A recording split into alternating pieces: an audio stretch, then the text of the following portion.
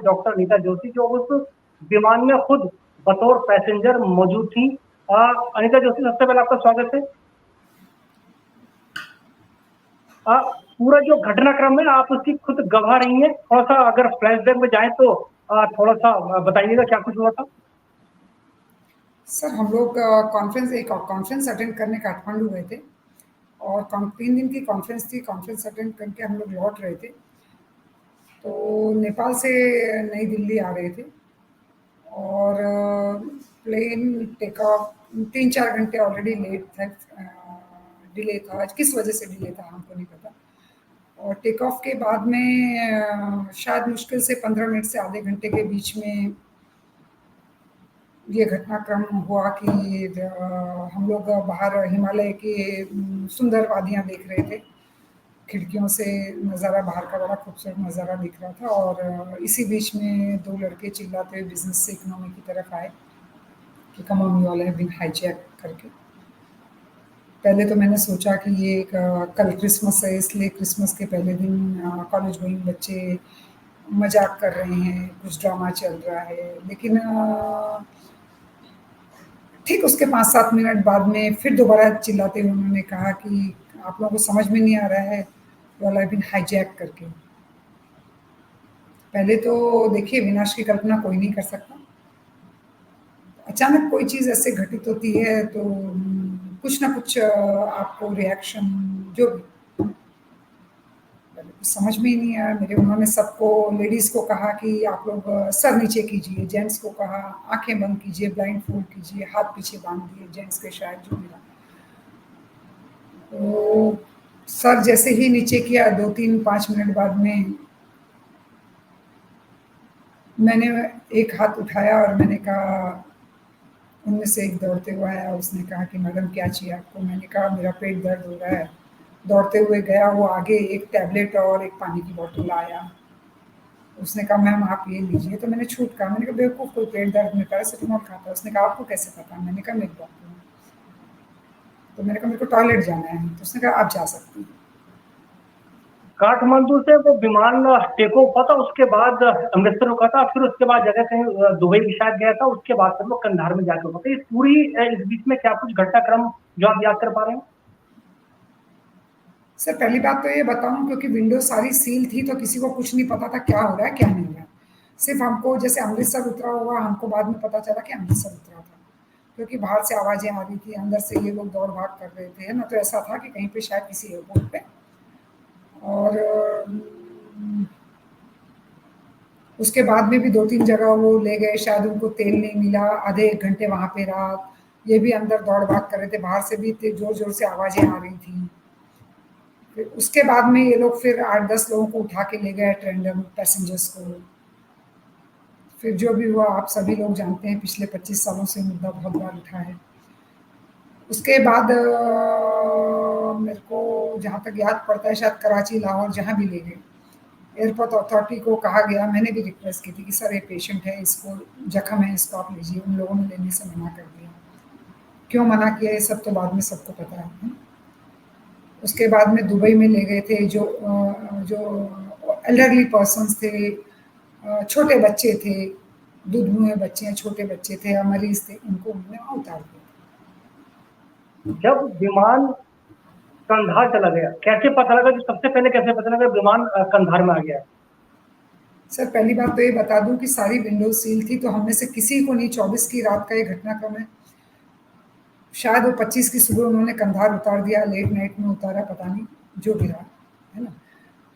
जैसे कहा जाता है कि लाहौर में जब रमज़ान का महीना चल रहा था, नमाज़, सुबह की नमाज़ चल रही थी, तो शायद लोग कहते हैं कि हार्डली 20 से 30 फीट की ऊंचाई लोग नमाज अदा कर रहे होंगे, ठीक ऊपर से फ्लाइट, तो इनको मजबूरी में वहाँ उतारने दिया गया एयरपोर्ट पे कि कोई क्रैश ना हो जाए, कैजुअल्टीज़ ना हो जाएँ, जो भी रहा होगा। कंधार का ऐसा है सर कि दूसरे दिन हम में से किसी को भी, मतलब यही प्रकरण चलता रहा कि हर सेकंड वो कहते थे विल किल यू, और सर नीचे रखो। फिर बीच-बीच में ऐसे जो भी चल रहा था, दहशत का माहौल था। 25 पूरा दिन ऐसे ही चलता रहा, घटनाक्रम चलता रहा, किसी को कुछ नहीं पता था। कहीं हम उतर गए हैं, एक ठहराव कहीं पे, इन्होंने कहीं लैंडिंग कर दी, इतना पता था।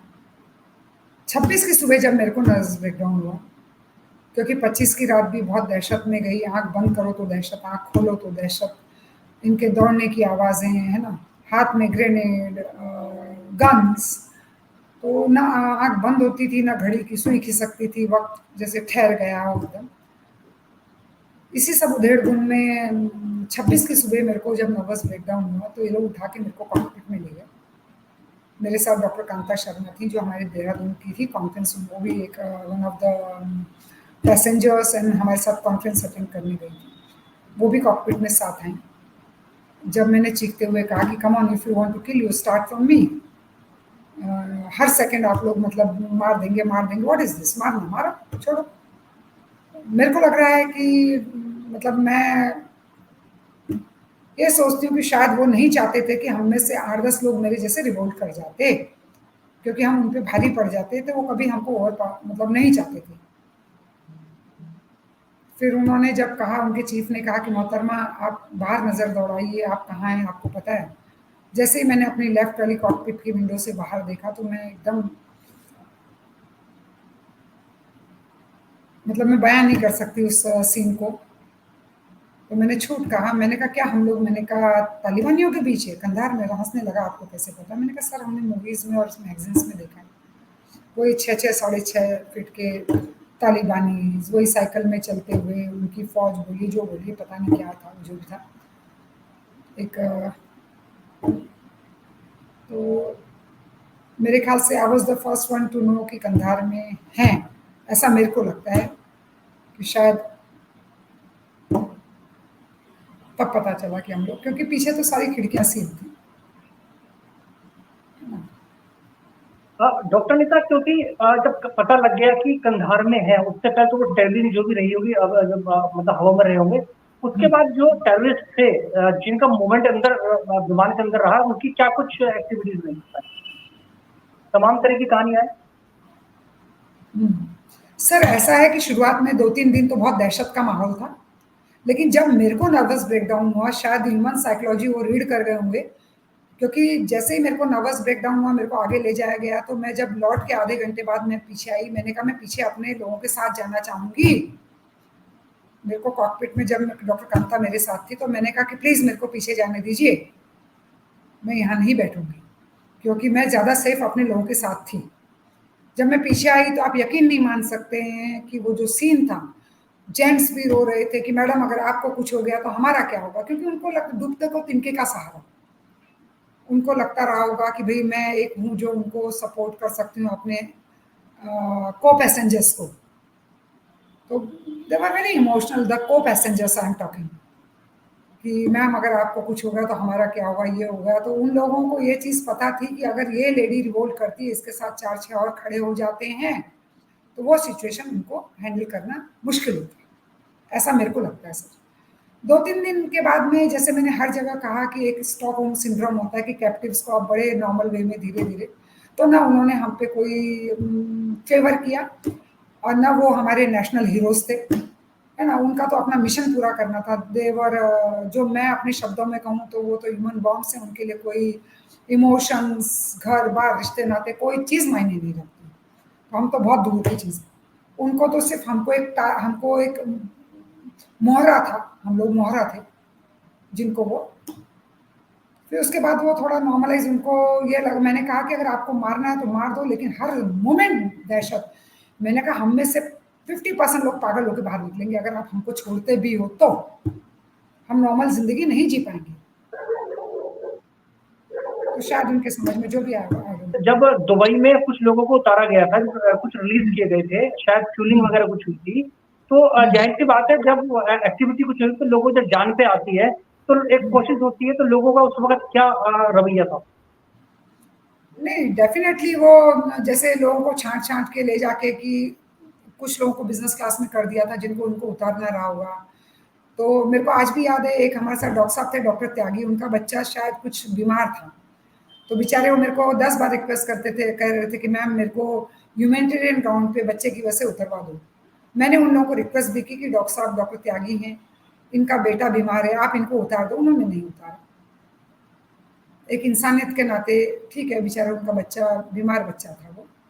तो उन्होंने नहीं उतारा। हाँ, मेरे को बेशक उन्होंने ऑफ़र किया था कि मैडम आप उतर जाइए, लेकिन मेरे साथ मिसेस मंजुला टोलिया थी। मैंने उनको ये नहीं बताया कि टोलिया सर की वाइफ़ हैं, क्योंकि उनके लिए एक ही बहुत था, हम सबको छोड़ देते। मैंने कहा मेरी फ्रेंड मेरे साथ है और मैं जाऊँगी तो उनके साथ जाऊँगी। उन्होंने शायद आपस में जो भी है अपने बॉस को पूछा जो भी, कि नहीं उनको नहीं छोड़ सकते, आप जाना चाहें आप बेशक जाइए। मैंने 2 सेकंड सोचा, मैंने कहा नहीं, फिर मैं उन्हीं के साथ जाऊँगी, जहाँ जो होगा देखी जाएगी। हाँ, शुरुआती में ज़ाहिर सी बात है टेरर दहशत दिखाई होगी, सुना है उसके बाद से कुछ फ्रेंडली हो गए थे। और कहीं से मैं जानकारी मुझे मिली थी, कहीं कोई बता रहा था कि किसी शायद को बाद में ऑटोग्राफ भी उन्होंने शायद दिया था, शायद स्टूल पे कुछ मेरे ख्याल से ऐसा भी कुछ कहीं सुना था मैंने। नहीं, शॉल की जो बात है, हमारे साथ एक को पैसेंजर थी, उनका बर्थडे था, तो शायद लोग डिस्कस कर रहे थे या उनको पता चला बर्थडे, तो उन्होंने एक शॉल ऑटोग्राफ के साथ उसको गिफ्ट कर दी। उसको गिफ्ट, बाकी फ्रेंडली होने की वजह तो ये है कि वो नहीं चाहते थे ना, मैंने वही कहा कि वो बिल्कुल नहीं चाहते थे कि हम उन पे भारी पड़े। तो प्यार मोहब्बत से उनको जितनी देर हमको रख सकते थे, उनको पता था कि उनको हो सकता है कि उनका जो भी वो हम बार्गेन कर रहे थे या जो भी वो कर रहे थे, तो वो मेंटली शायद प्रिपेयर्ड थे कि जितना भी लंबा चले, तो वो उनको यही रहा होगा भाई कि दहशत के माहौल से बेटर है कि फ्रेंडली माहौल में शायद आसानी हो। यूरोपियन कक्षाओं को जब स्टार्ट किया गया था तो उसके बाद जो अंदर की स्थिति क्या थी, क्योंकि उसके बाद फिर शायद ये तमाम जो लोग थे उनके मन में कहने की दहशत बढ़ी होगी। उसके बाद क्या क्या रहा? सर, जहाँ तक रुपिन का प्रश्न है, रुपिन जहाँ तक रुपिन का प्रश्न है सर, तो रुपिन की स्टैबिंग और रुपिन का किसी को कुछ पता नहीं था। 2-3 दिन 4 दिन के बाद में जब बातें आई होंगी तब पता चला होगा। उसकी वाइफ को भी डिस्क्लोज नहीं किया गया था। एक चीज मैं आपको बता दूं राहुल जी कि मैंने ठीक 1 साल पहले, इस प्रकरण के 1 साल पहले मैंने मेरे हस्बैंड को खोया है। तो पार्टनर का लॉस क्या होता है मेरे से बेहतर शायद कोई जानता हो। और उसी वजह से, उस उधेड़ बुन की वजह से मेरे को तीसरे दिन सुबह नर्वस ब्रेकडाउन हुआ था। मैं हमेशा ये सोचती थी कि मैं इस लड़की को बता दूं, क्योंकि जब आती थी बेचारी मेरा हाथ पकड़ती थी कि मैम मेरे हस्बैंड कहाँ है। हर बार मैं उसको कहती थी तेरे हस्बैंड को गलती से दुबई में उतार दिया है ना। तो मेरा ये कहना है कि अगर मैं उसको बताती, मैं यही सोचती थी कि अगर मैं उसको बताऊं तो बता के कोई बुद्धिमानी नहीं होती, क्योंकि वो बेचारी टूट जाती। और जो सीन क्रिएट होता है या जो भी होता है, तो आप समझदार हैं कि वो तो ह्यूमन बॉम्ब है, उनके लिए रिश्ते नाते इमोशंस कोई मायने नहीं रखते। तो वो शायद उस लड़की को मार देती, ऐसा मेरे को लगता है कि वो आखिरी कोई भी सवाल, नहीं। डॉक्टर अंतर्दोस्ती, आखिरी सवाल कि क्योंकि बाद में गवर्नमेंट लेवल पर बातचीत हुई थी, रिलीज किए गए थे 3 आतंकवादी, और उसके बाद जाहिर सी बात है सबकी जान बच गई थी। लेकिन क्या सवाल ये उठता है कि व्हेन यू लुक बैक, क्योंकि उसके बाद जो एक आतंकवाद का जो दौर है, ये कह सकते हैं जो उसकी एक्टिविटीज बढ़ी थी, उस लिहाज से अगर देखें तो वो जो रिलीज हुए थे वो सही था, उसको किस रूप में लेते हैं? सर देखिए, पहली बात तो ये कहूँ कि मैंने आपको जैसे बताया कि साल भर पहले आई लॉस्ट माय हस्बैंड। मेरा एक बेटा जो 9 साल का था, एक माँ होने के नाते तो मेरे को लगा मैं अपने बच्चे के लिए जिंदा लौट आई, ठीक। लेकिन एक हिंदुस्तानी होने के नाते, एक सजग नागरिक होने के नाते, और उसके बाद में जो ये दहशत फैली है, तो मेरे को हमेशा एक गिल्ट लगता है कि हमारे एवज में बहुत बड़ी कीमत चुकानी पड़ी देश को, क्योंकि हमारे कई रिश्तेदार हैं जो फौज में शहीद हुए हैं। और रोज हम देखते हैं किसी का बेटा, किसी का पति, किसी का भाई रोज शहीद होते हैं। तो मेरे को रोज ये लगता है कि काश हम में से 8-10 लोग अगर मर भी गए होते तो बहुत बड़ी बात, कोई बहुत बड़ा चेंज नहीं हो रहा था या बहुत बड़ी कुर्बानी नहीं होती। लेकिन उस एवज में जो देना पड़ा, तो बहुत बड़ी कीमत चुकानी पड़ी। और जितना दहशत फैली है, तो आप हम सब देख रहे हैं। तो कभी कभी जिंदगी बोझ लगती है कि काश हम में से 2-4 चले गए होते। देखो, जिसने जिस दिन तक जीना होता है जीता है, विधि के विधान को कोई नहीं चेंज कर सकता।